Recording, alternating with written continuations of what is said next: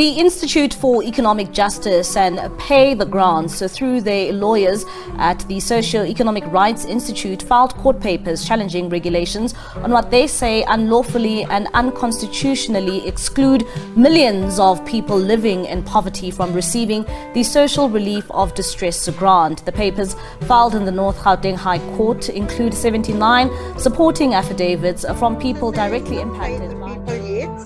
Some people that were approved from last year August to December, and they were declined. 18th of July, President Cyril Ramaphosa weighed in on the issue of the basic income grant.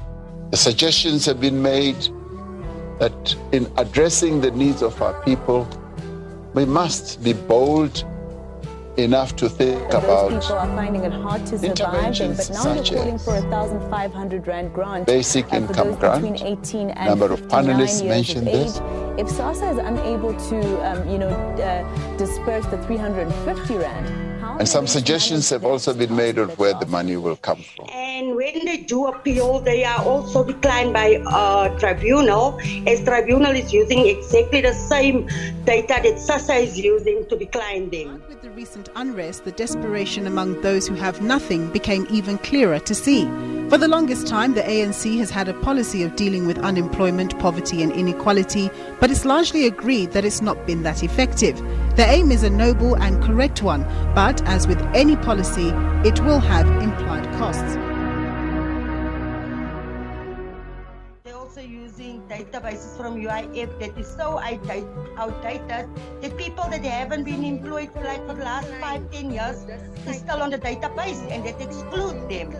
Another one is, on top of it, the people that have been approved in this cycle, they have not received their money. So personally, and when they do appeals, they can submit documentation. We've heard a lot of people saying that it would benefit us to have a basic income grant.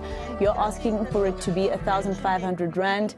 And then there was also SASSA saying that they're thinking of taking that Social Relief of Distress grant to about 630 rand or so. And we already have over 18 million people on some form of grant. If we think back to the peak of the pandemic, you had about 16 million people benefiting from this particular grant. Now you've got just around 7 million people that are actually being paid. Affordable for people to survive on.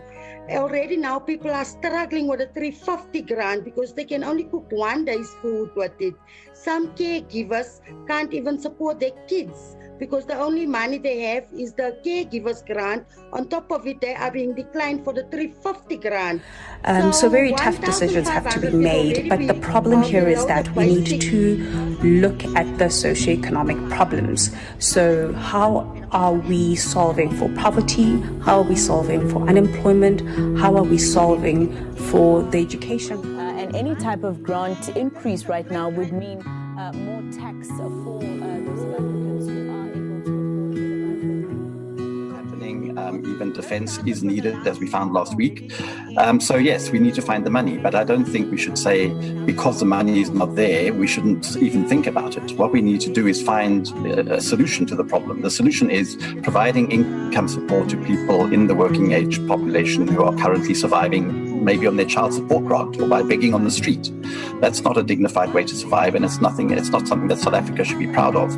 We should find solutions to this problem.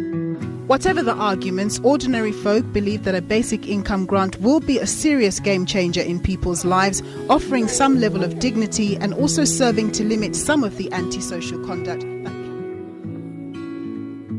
I think it would be a great idea. A lot of people have lost jobs, especially with this whole looting thing that has just taken place. So I think it would be a great relief for everyone.